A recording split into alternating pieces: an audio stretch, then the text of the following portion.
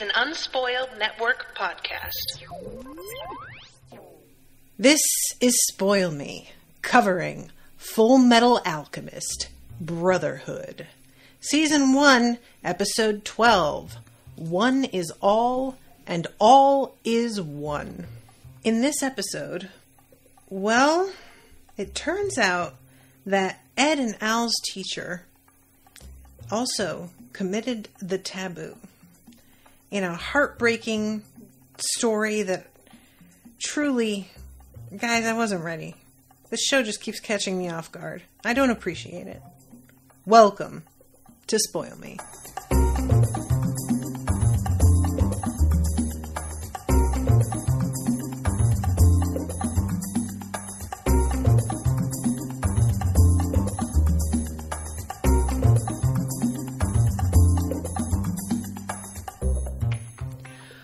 Welcome to the show, everyone. I am Natasha. Thank you very much to Max for commissioning this episode. Max, if you're out there, what's up, man? So, first of all, I would like to address, our boys still are not aware of the death of Hughes. That's the first thing I gotta say. I'm in agony, dying over here. Really, truly, I hate this so much. There's a part of me that's like, are we going to get another attempt at like a resurrection from somebody else who's trying to bring Hughes back? I don't think so. I'm honestly, though, that's going to cross my mind anytime somebody that I enjoy dies. I'm going to be like, are we going to try it with this one? What about that one? Probably not that guy. He sucks. So this episode starts off with our friends on the train, almost reaching Doubleth Station, and Ed is having a dream, and there is this dude staring down at him. This guy, you know what he looks like? He looks like a Brooklyn bartender, or like definitely a fucking hipster, but somebody who works in maybe a job that they've made a little bit more elevated in their minds than it actually is. And I say bartender because this guy would say he's a mixologist or something like this. And I just really get the I take myself extremely seriously vibe off of his dumb face. And he's got that thing with his hair going on where he's like, I don't care. But he took like 2 hours to get it to look like he doesn't care because he actually cares a whole lot. This dude is really, I don't like him straight up off of his face. That's all. I don't even know who he is yet. Turns out it's their dad, which they just drop later. They're talking to Izumi, and she's like, what was that guy's name? This. And she says his name, and I don't even remember what it is. And both of them are like, so he is alive. And I'm like, wait, what? I'm thinking that this is like an enemy that they vanquished at one point that they thought they killed. It's their fucking father. Word? This guy, truly. I am disgusted. Apparently, not many people know that these kids are related to him, because I feel like this would follow him around a little bit more than it is. And, it's unclear whether or not he just hasn't... I'm going to move my mic. Forgive me, anybody listening, if this is super loud. But I don't know if this is him keeping it under wraps the way that some incredibly shitty men do, where they just don't want people to know they have kids. One, because they want to keep their dating options open, but two, also they know that if they are viewed as having abandoned their kids, that won't look great, and they really need to be viewed as the good guy, so they just don't tell anybody about it. Erica says, I would fall in love with someone who called themselves Fullmetal mixologist. Candace says, Ho-Ho is hot, don't at me. His name is Hohenheim. Okay, yeah, he's Ho-Ho. I'm absolutely not doing Hohenheim. I'm sorry. Y'all, this is just how I operate. Y'all are used to this now. I don't call characters with weird names by their names unless their weird name is weird in a really hilarious way. But, you know, it's frustrating. Ho-Ho. Yeah, okay. And look, I'm not going to lie. He is hot, but he's hot in that way where his like, he would be on Tinder and talk about how he was like really feminist and socialist. And then the first thing that he DMs you is about how big your tits are. And if you ever hung out at your house, he would never offer to do a single dish or anything. He would just completely let you handle everything. He is just the worst. I hate him. I have assigned an entire personality to him already. That's all. I'm just saying. So this dude is in his dreams, and it's a particular moment of him just staring at Ed in a way that when Ed wakes up, he's like covered in sweat. And I'm like, what was that? Now that I know it's his dad, I'm even more curious. Because this dude just looking at him, there's like already okay, this guy feels like an enemy you're about to face down with. But then finding out that he's your dad, or he's his dad. God. This makes the moment feel so much more loaded. You know, I mean, it could be anything. He could be, it's definitely a disapproving expression. And it could be either, I disapprove of your behavior as a child. I disapprove of your learning of alchemy and how you're progressing with it. I disapprove of the fact that I have children at all, and I'm giving you this look because I resent you. The options are very much endless here. And it's telling to me that he wakes up and Al immediately knows that he was having like a bad dream. And he just says, I was dreaming about him. And Al turns away and doesn't say anything. So he actually like already knows exactly what that means. So they get to the door and Al says, it would be nice if teacher isn't home. And I was like, honestly, once we meet her, I can't decide how I feel. So this dude comes to the door with this giant carving knife that's bloody because apparently he's a butcher. His name is Sig. Sig is bae. I definitely would marry him.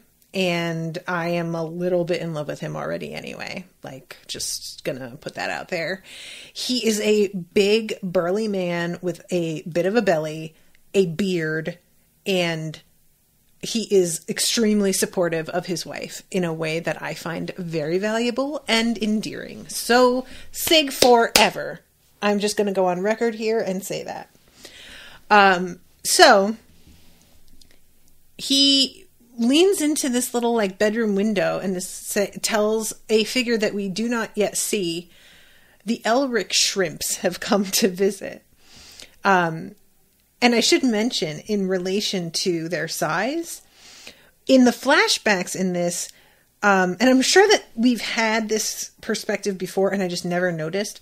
I feel like so often when we have flashbacks of Ed and Al back at home, the camera's at really dramatic angles because it's about really dramatic moments in their lives, right? So we're getting these like intense shots that sort of make it unclear their respective heights.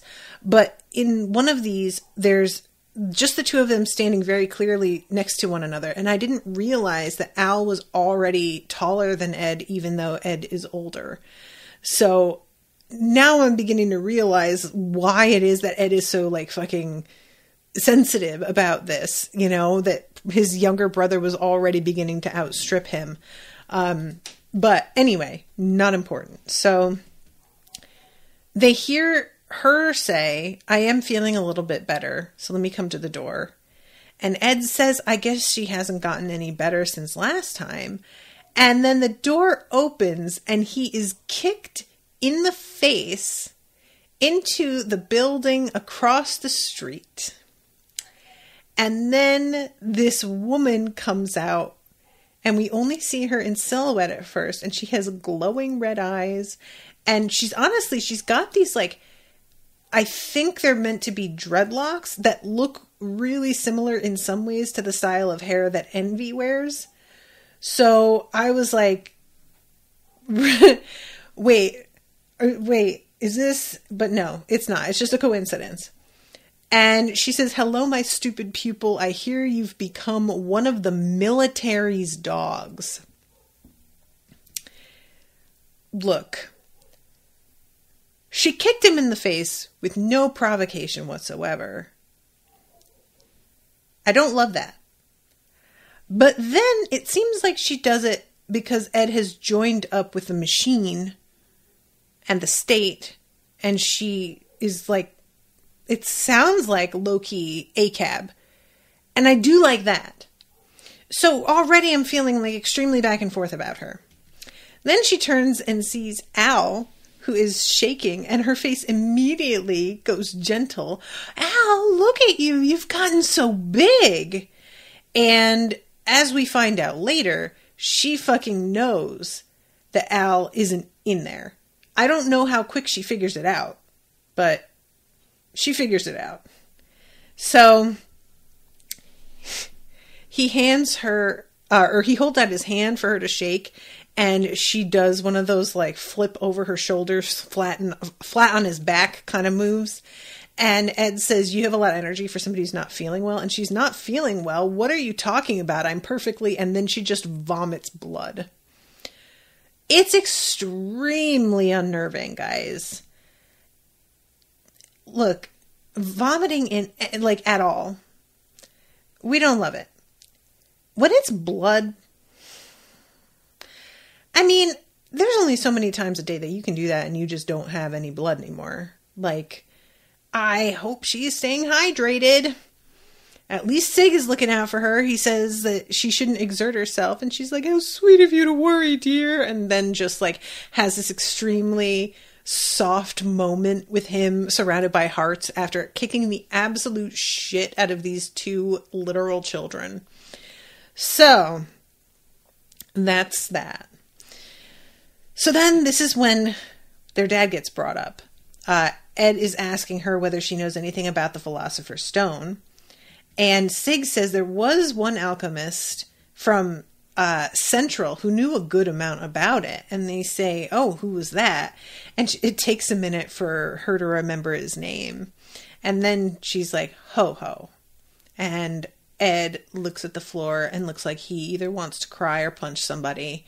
And we get the flash of that guy from his dream again. And she's like, "What's the deal?" And this is when he says, "Then he's alive. Someone you know?"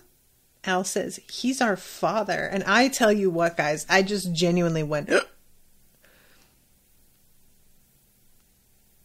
I was not expecting that. You know what I was expecting?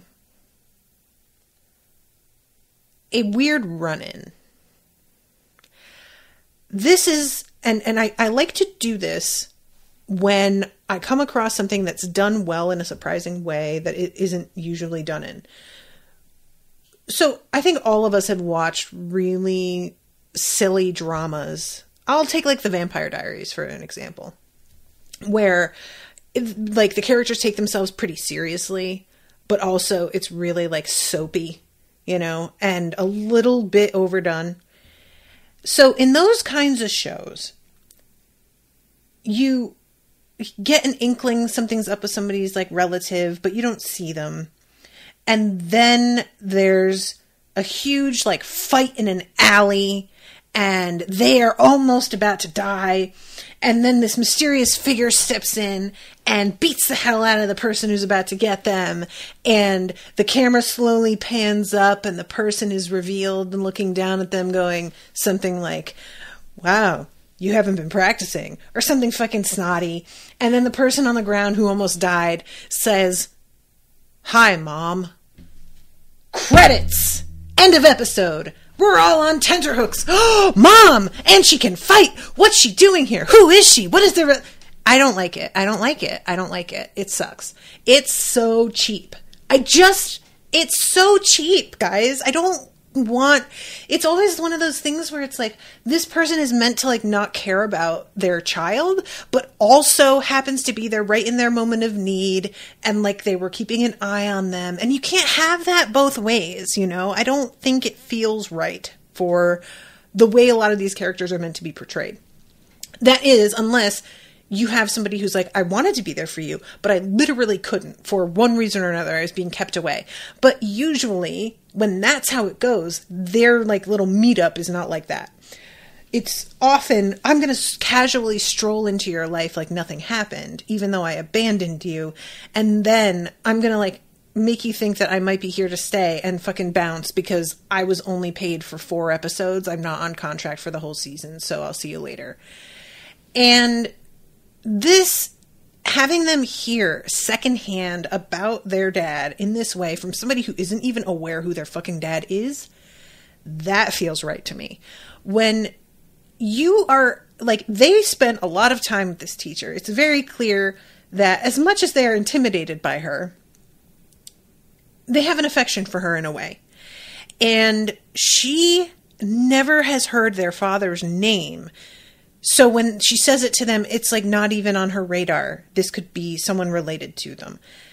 For me, that says everything about how much they talked about their dad, which I think is really interesting. And then the response from Ed being, so he is alive. They didn't know whether their father was alive or dead. That's how little this man has been in their consciousness, or not even consciousness, but just on the radar. That tells you so much information. So these two, this like scenario together for me, that's it. I get it. Right there. I don't need anything else. I've been wondering what the hell the deal was. And the only thing that I knew was that Pinako said that she like drank with him at the bar sometimes. And I still maintain Pinako is fucking sitting on something. I got my eye on you, old lady. Watch, she's gonna get fucking stabbed next episode or something. But yeah, I think that this feels a lot more correct. It's not even, because you could do this in another way as well, where somebody is constantly talking about their parent and they're not getting any information about it. And it seems like they're like curious and interested, but that parent has distanced themselves to such a degree that they haven't left a fucking trace. But Ed and Al aren't really like that. They really seem to try their best to make... They try to keep a face on, you know? And there's a point later where she says to them, like, it's okay to hurt.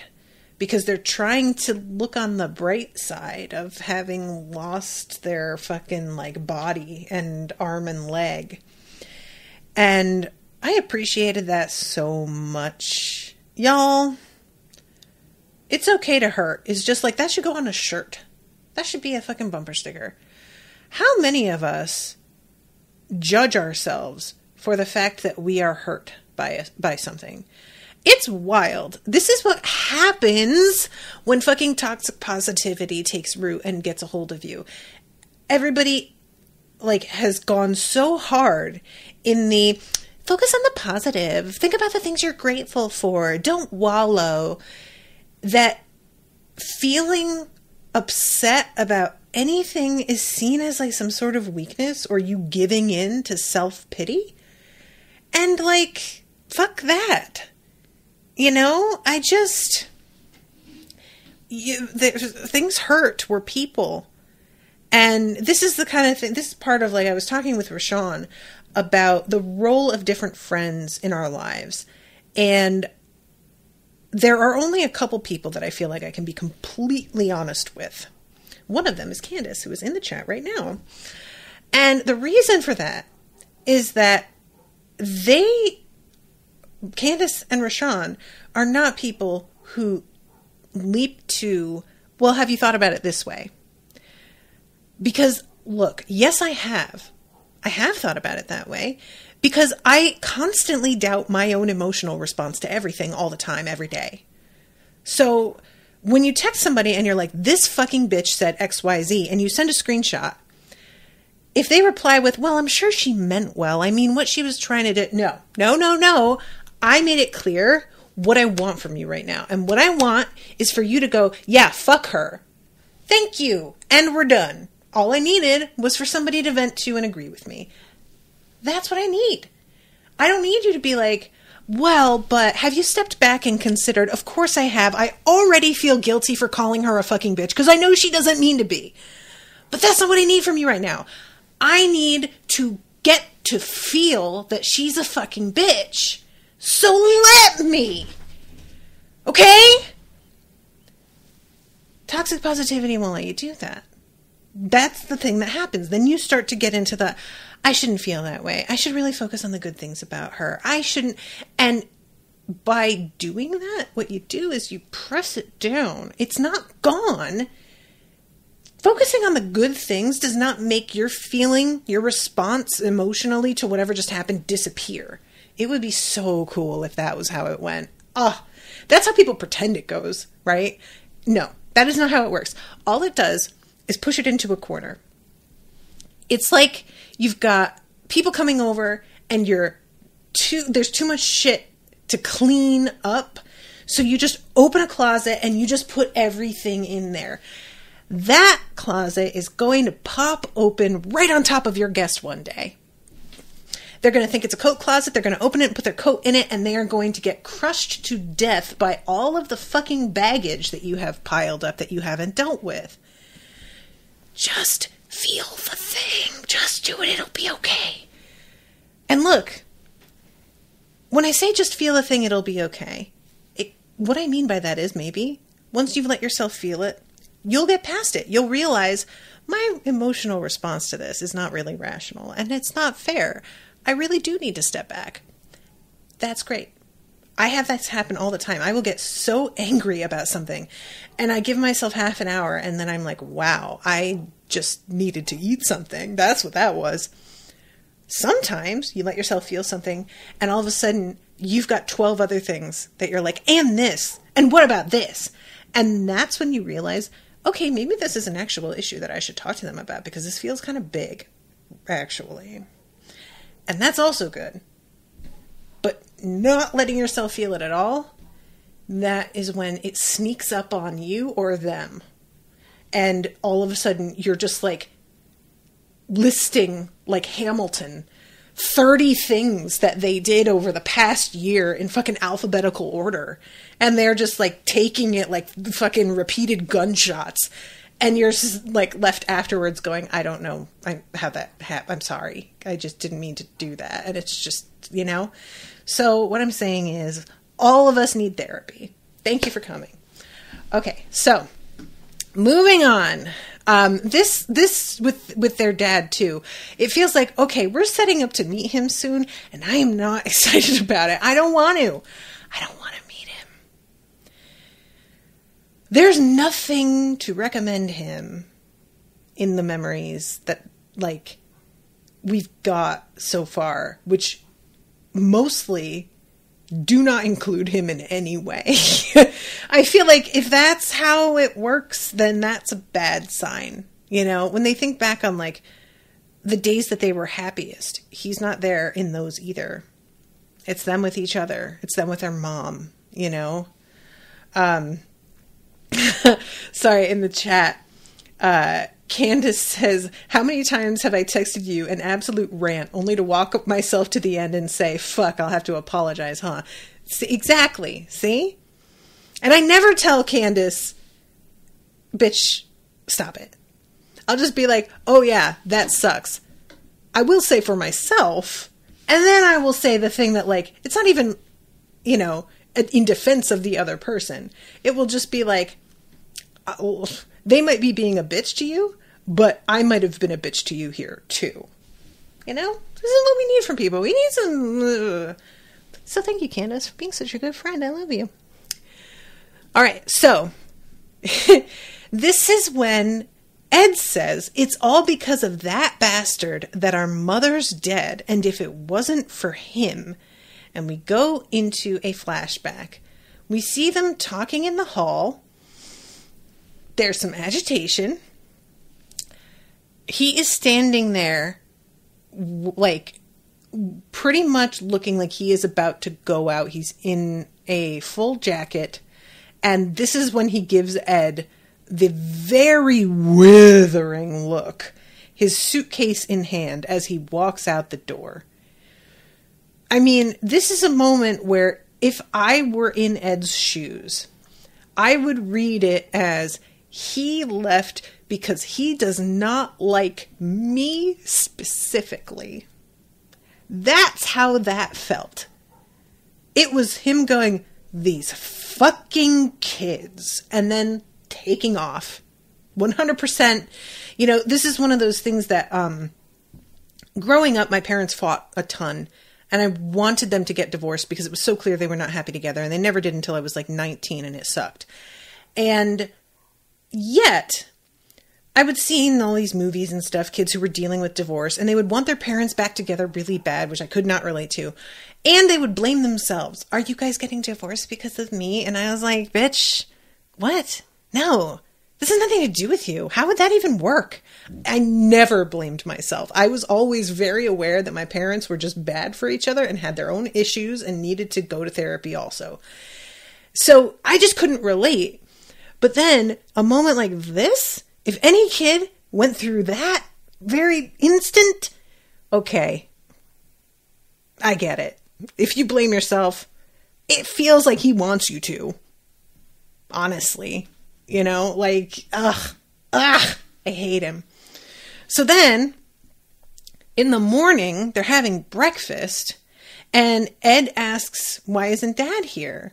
And Mom looks really sad, and then says he left, and they ask, oh, well, when is he coming back? And she just changes the subject and does not answer. And she's playing around, but has a tear in her eye as she says, he'll be back before you know it. And Ed is looking at her like, I don't feel like that face matches with the words that are coming out of it. And we cut from that moment to the boys underneath a pile of books that have fallen on them, and go back to them eating lunch and working on transmutation. And Ed makes like a little paper crane, and then all of them hanging out in the yard and playing together and smiling. And then all of a sudden, her passed out and one of the tomatoes rolling toward her, because as we recall from the dream that Ed had where his mother was blaming him for her death and her remaining dead, there were like a bunch of tomatoes that they were gathering together, and then she like drops one and it smashes, and that's the start of the bad part of the dream. So tomatoes, very, very crucial here. None of this tells us why Ed blames their dad for her death, though. I was so hoping that we would get that information, and I knew we wouldn't. Like, of course we aren't going to get it. It's too soon. But I had been wondering how she died. Like, I feel like it was insinuated at one point, or maybe I just assumed that she got sick somehow. And it was like, I don't know, consumption. I love consumption because it just feels like it covers anything that involves coughing to death. So yeah, I think I've just had a mental image of like she had consumption and that's how she died. I don't know where I got that. I don't know if that was ever implied or if I just put that there because that's always how things like this go. You know, mothers die from some wasting illness or in childbirth. That's like the two. But from the way he's making it sound, either if she was ill, he thinks that their dad could have saved her somehow, but he wasn't there, so she wasn't saved. Or that her illness was like somehow caused by something their dad did, which I don't know because there's like this world is weird. So for all I know, that's a thing that can happen. You know, I genuinely, no idea on that. Tony says the flu, I think it did say somewhere. Okay. That, like, I could have sworn I heard something, but I feel like maybe it was Pinico that said that. Excuse me. And then Al says, did our dad say anything about, and you all, I thought for sure it was going to be about us. And I just think it is so tragic that he says, did our dad say anything about the Philosopher's Stone? I don't know why I'm getting so emotional about this, but the fact that it doesn't even occur to him to ask, because he just knows, of course, he didn't say anything about us. That would never happen. Did he talk about this obsession of his that drove our family into pieces, though? Probably. Hate it. I hate it so much, you guys. Al, why are you so heartbreaking all the time? You kill me, kid. You really are gonna, like, it's gonna be the thing that kills me with this show. And then she says something about a lifelong dream coming true, and he seemed very happy when he said it. And then she gets up and she just bashes Ed on the head and says, and now we're gonna eat. Lady, you need to figure out how to channel your emotions a little bit better, because you can't just keep beating children. I mean, maybe it was a good thing that you lost your kid. Look, I'm just saying. All right? Also, the fact that a lifelong dream coming true, he seemed very happy about it, combined with the fact that, like, we've got lust and envy and gluttony walking around doing shit. And lust said something about, I have to report back to father. And of course, I'm like, the devil. But what if their dad's involved with these beings? Erica says, damn Natasha for me saying maybe you shouldn't have been able to have kids. Look, she seems like she has some things to deal with. I'm just, I don't know. Maybe that all just started after she lost the kid and she wasn't always like this, but it just feels suspect to me. But yeah, what if, like, father is his dad and he, like, summoned them somehow? Like, I'm thinking father in a very, like, hierarchical sense, but what if it's just like, I drew you here to the mortal plane and therefore I play that role for you? I don't know, guys. I am just saying things. It's fine. Okay, so we have the moment where Al says that he ate a big meal on the train ride and he doesn't need anything. And I'm forgetting that, like, they don't know Al isn't in there. So when he does this and lets them know that he isn't eating, I'm like, oh, right. That's still a secret. And it's a weird moment because he tells them the story of helping a baby be delivered. And it's like right at the start of that story that Sig looks at his wife with this, like, concern. And I was like, at first, I thought he was responding to the fact that Al had turned down anything to eat.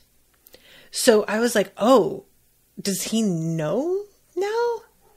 And then as this, like, conversation continues and Izumi is, like, looking very tragic about the whole thing, I was like, oh no, it's about kids. She wishes that they had a kid.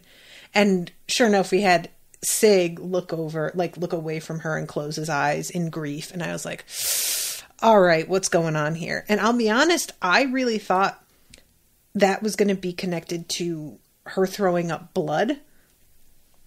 That maybe she couldn't conceive because of that illness, or that there was, like, she had a pregnancy that went wrong and the damage that it did caused this, like, permanent problem for her, or, like, something like that.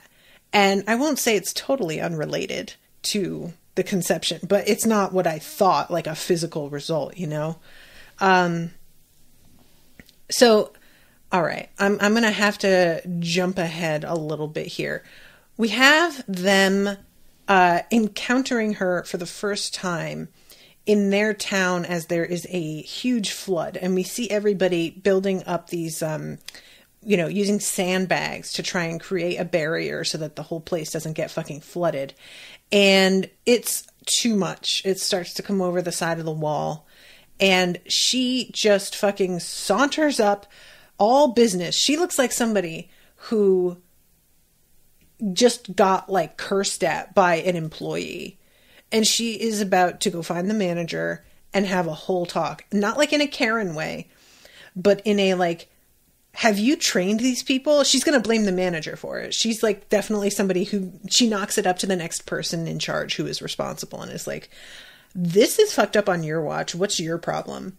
And she walks up to this river that is overflowing and basically is like, hey, river, could you not? I don't understand why you have this problem. This is really rude. Have you not been trained for how to deal with like overflow? I really think that you need to handle yourself. And builds a wall to keep it out. And then dusts her hands off and is like, and I'm done. See you later, guys. And I love this so much. Everybody is standing there like, wait, who are you? And she says, I'm just a housewife. And just vomits blood. It is so hilarious. Oh my God. It is incredibly creepy.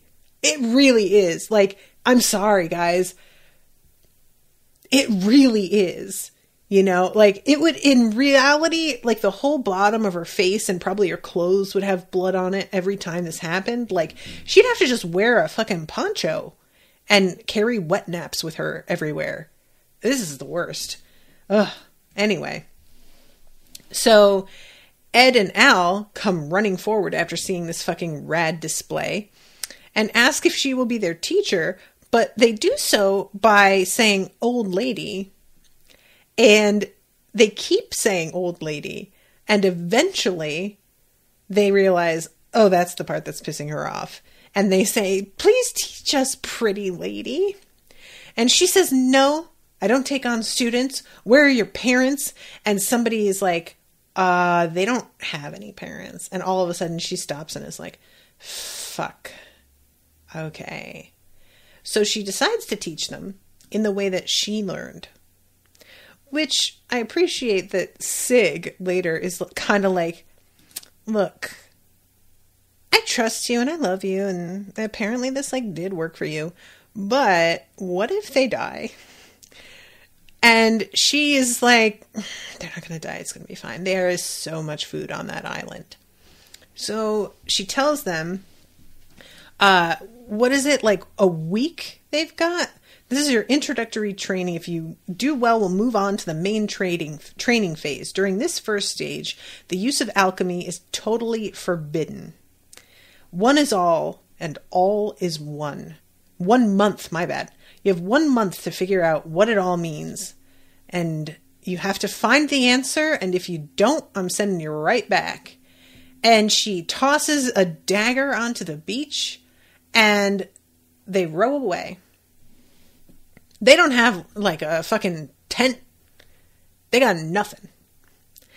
And when she says the one is all and all is one, I think probably most of us knew what that meant in a theoretical way. But I really like getting to see the actual like physical evidence and realization from their own experience that Ed and Al have. And that's the thing about a moment like this where you can tell somebody something and they can know it theoretically or intellectually, but going through it is a whole other animal. You know, it's just, there's no replacement for experience, as they say. No substitute for experience, I guess is how it goes. So the two boys are curled up on the beach, just uncomfortable, huddled, cold, hungry, frustrated. And they decide that they're going to try and catch a hare. I say a hare, it's really a rabbit, I think. This scene is so good, guys. I love this so much. So they succeed in catching it, and then it is so goddamn adorable that they both can't go through with killing it to eat it. And this is something that I always wonder about myself, because I love eating meat. The best. Meat is so good. I don't feel like I've met a single meat type yet that I have not liked. And yet, I also love me some cute animals, you know? And I have struggled, as many people have, with reconciling finding an animal adorable and also wanting to be able to eat animals. And like, how do you know? And recently, my answer to that question has just been, people are complicated. Because that's true, and it's a very easy answer. But I did wonder how I would do with having to butcher an animal myself in order to eat it. And look, I don't have any problem with people choosing not to eat meat. And I deeply understand the reasoning behind it for a lot of people, especially in light of the way that we have just decided to make factory farming what it is. There are so many fucking horrific implications from that, both like ethically and environmentally. But that said, like, because of the way the world functions, there's no way to consume anything that doesn't result in something that's like environmentally and ethically extremely fucked up. You know, it's just another thing in a long line of things.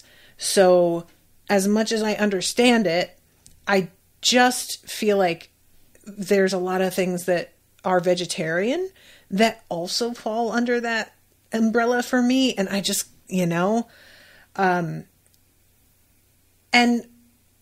I feel like when it comes down to it, I'd be able to do it. And I never really thought about why. The main thing that I kept in mind when I was like sort of questioning myself about this way back when, was that I had heard that there were some traditions where people would hunt an animal and they would pray after taking the animal's life and thank the animal for sacrificing so that they could nourish themselves. And there was something about that I really like. And, thinking of that, probably it wouldn't be a bad idea to just do that and keep it in mind, even if I haven't killed the animal, just when I'm about to eat. Like, having consciousness about what you're putting in your mouth, I don't think is a bad thing inherently. We've just managed to twist it into diet culture, which is not related. But this moment where they can't kill it, and they're so busy arguing with one another about who's going to do it, and then they turn around and the fox ran away with it already. I loved this so much. It's like, I know it sucks, but also this is how it works. And there's pain to it, and there's grief to it. But that's part of everything. And you can't avoid that completely. And I really, at one point, when Ed brings this up with Al said something like that. Oh, so you're talking about the food chain. And Ed is like, yeah, but not just that though.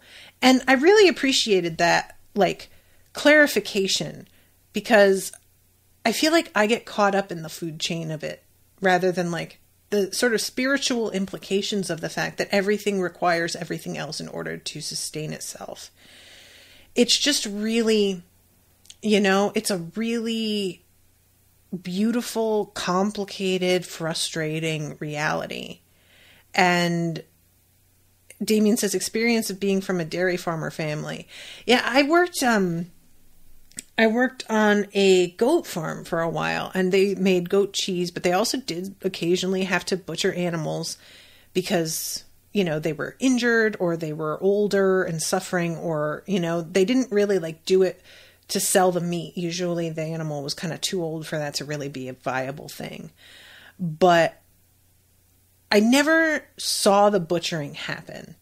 And that was part of why I wasn't really sure how I would ever handle that.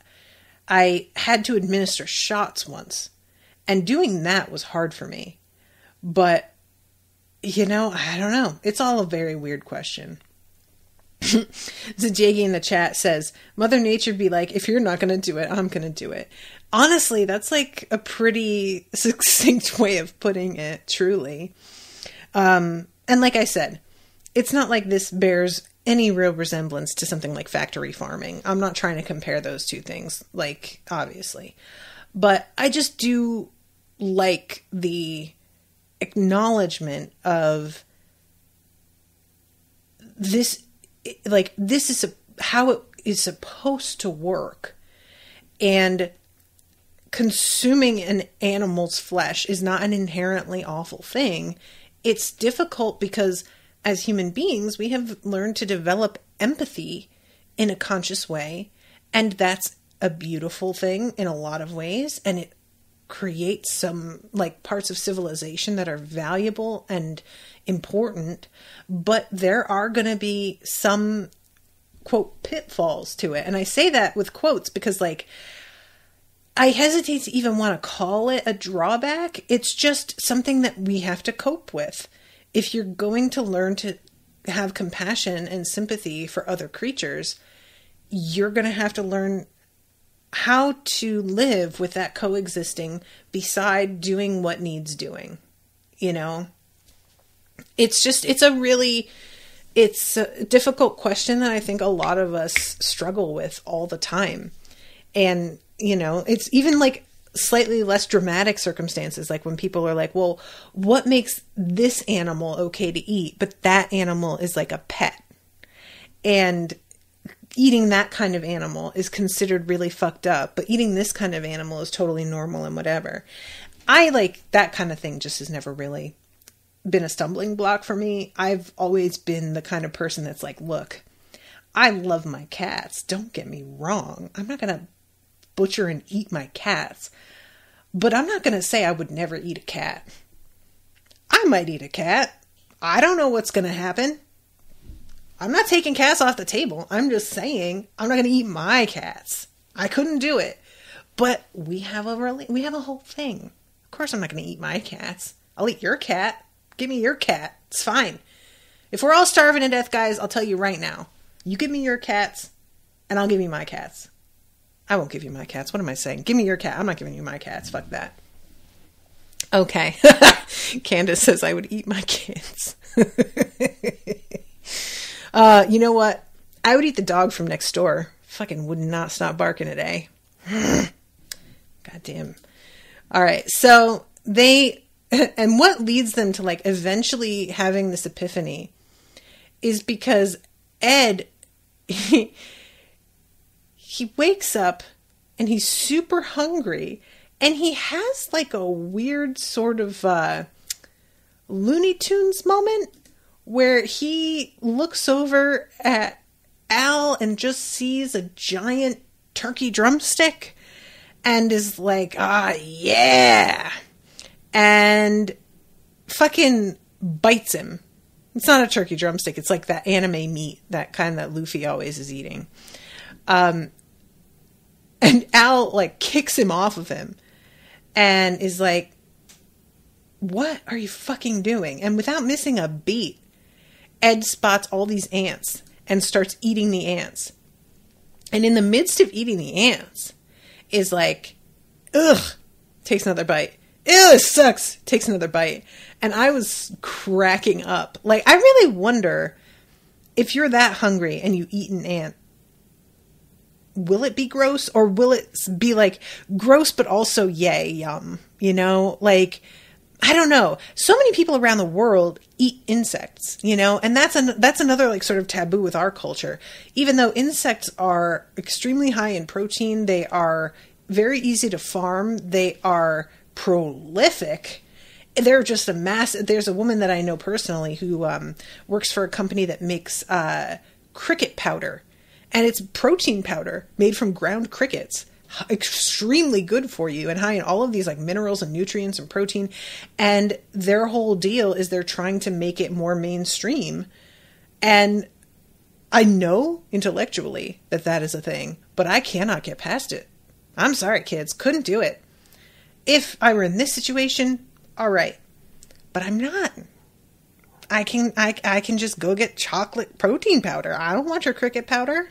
I don't know what that tastes like. I'm assuming it tastes horrible, but what if it's great?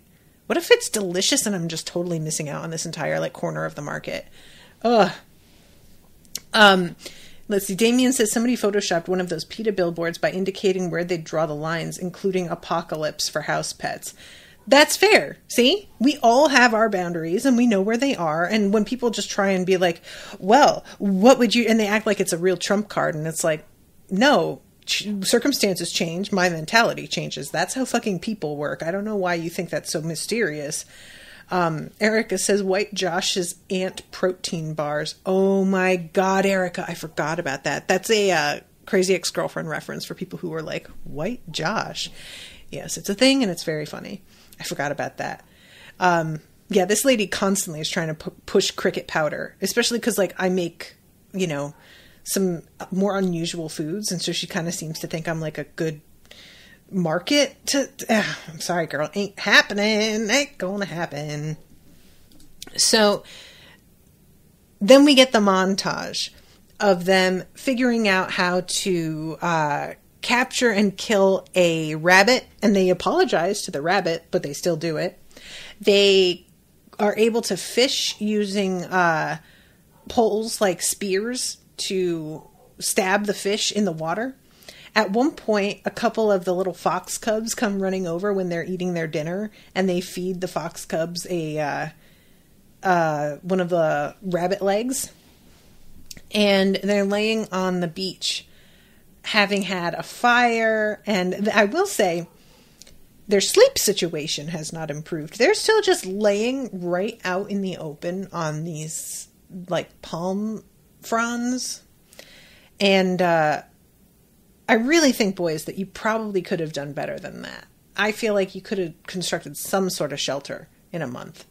I mean, you know, it's fine, but I don't even think, actually, I think they do have like a shelter. Maybe they're just laying outside because their month is up and they just want to look at the stars. But anyway, this is when they sort of reflect on what they have learned. And Ed realizing, you know, if I hadn't eaten the ants, I might have died, and then I would have been eaten by them, and then I'd go into the earth and become grass, and the rabbits would eat that. And this is when Al brings up the food chain, and he says, a long time ago, the whole island was probably at the bottom of the sea, and tens of thousands of years from now, it could be the peak of a mountain for all we know. All things are connected. Everything we see, everyone we meet is caught up in a great unseen flow. It's the entire world, or even the entire universe, and compared to something as big as that, you and I are tiny. Not even the size of ants. We're only one small part, nothing more than the fraction of the whole. But by putting all those ones together, you get one great all. I really like that. I thought that was beautifully put, you know? There's a lot of ways to say this that can feel extremely fucking corny. And it didn't feel corny to me. I love this so much. She comes to the beach and she's like, so what'd you learn? And they both have these fucking like scowls, these like, I'm a fierce boy. And Al says, all is the world. And Ed says, and one is me. And that's it. I don't know why, but I just found that so fun. And she starts laughing too. So it's clearly not just me. I think it's like the intensity with the way they behave here. But yeah. And then she says, all right, so now the real training starts. And we get to see one of my favorite things, which is her reading from the book of transmutation. It says easy cooking on the cover, but I feel like she taped something over an alchemy book. I don't know. This just feels like a very different thing she's actually reading. And she's reading from it as the boys desperately attempt to hit her. And she either dodges without even looking or defends with like one hand. It is effortless. She is a complete badass. And I love at one point, Ed is like watching her and there are just tears pouring down his face because they've tried so many times. And eventually they're both just on the ground and she says, enough of that. Keep reviewing this morning's lessons until lunch is ready. And the two of them are just like,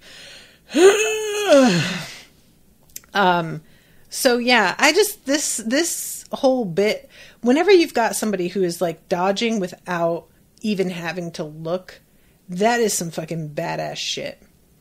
And at this point, they're talking about creating a transmutation circle. And they ask her, you just put your palms together.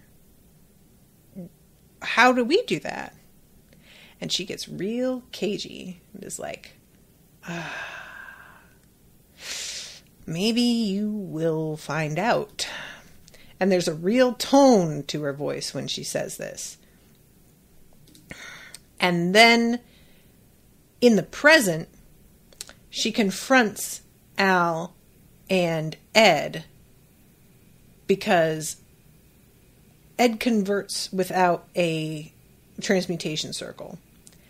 And she's like, okay, yeah, I know what the fuck happened here. You saw it. What did you do? And I love when she says you saw it and he doesn't answer.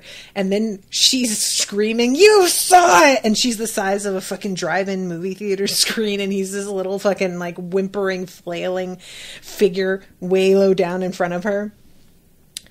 And she says, it seems both of us are beyond help.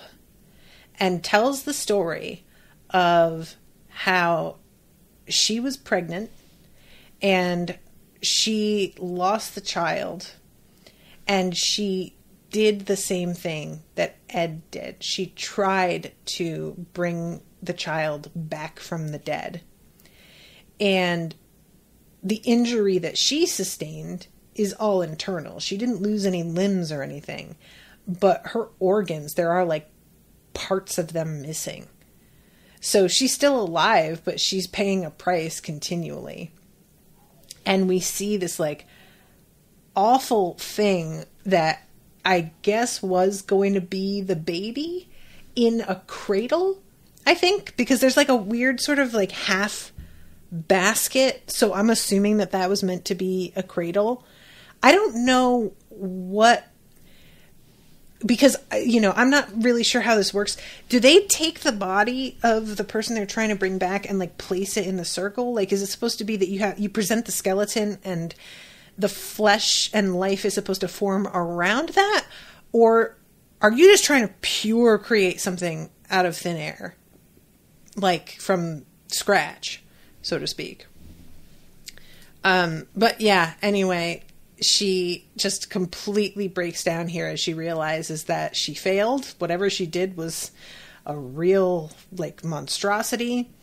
And she paid the price and is, like, really regrets it. She looks back and is just like, I was such an idiot. And she lost the baby, as it turns out, because she was really sick. He was not able to take a living breath in this world. And I committed the taboo.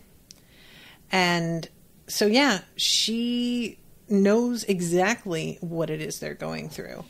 And this is really fascinating. I really like this. The fact that the two of them had no idea what she had gone through this whole time. And she says, now that I realize, I should have told you sooner. And I really wonder if that would have done anything. Like, you know, you want to think if I warned these kids, they wouldn't have done it. But like, we all know, kids don't believe us. Grown-ups are biased. I mean, like when you're looking at them from a kid's perspective, we think they don't know. They don't get it. We really think that, oh, well, you're just old and you've lost hope. You're just old and you're underestimating me. You're just old and you've gotten cynical and you think that everything is as like lame and shitty as you are, but actually things can be good, really. And it's like awful because this is part of why I don't want to have a fucking kid. All you have to do as a parent is like ensure that your child stays alive and has like the basic skills to like, you know, function as a full person, and then sit back and watch them make the same mistakes that you made in your life over and over and over and over again, learning the same lessons that you had to learn. And you will try and help them and stop them from doing that, but that's like not the point. They physically can't, I really believe this, understand what you try to tell them about how things work. Because how could they understand? There's no understanding that shit until you go through it. So you just have to like stand by and witness repeated mistakes and heartbreaks and failures. And I've gone through that once with myself. I don't need it again. Thank you. But no.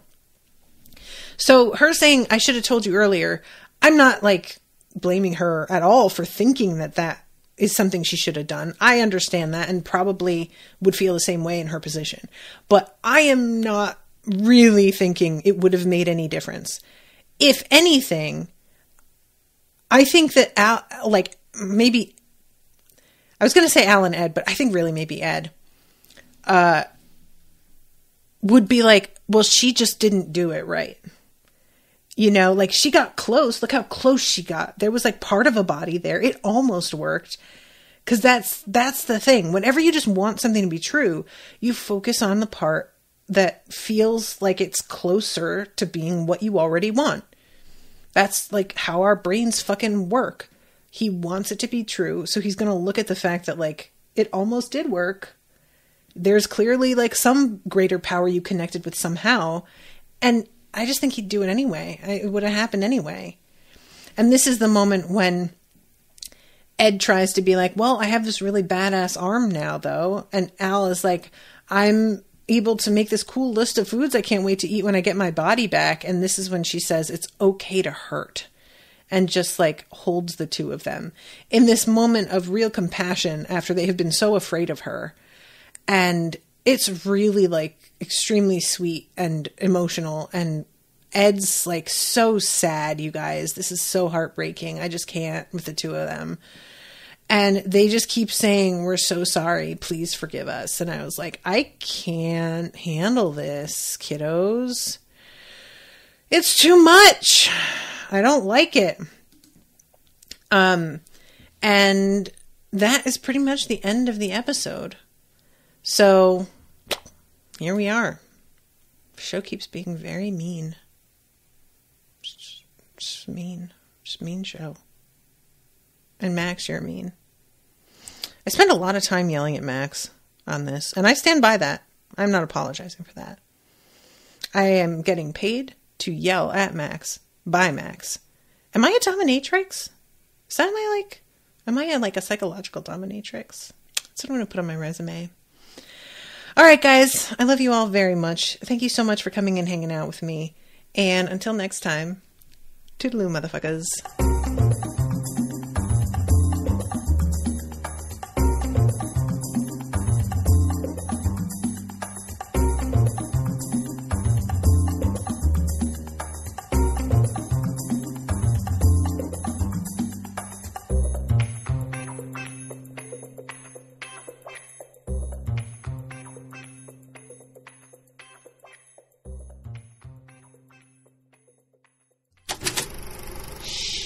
That was an Unspoiled Network podcast.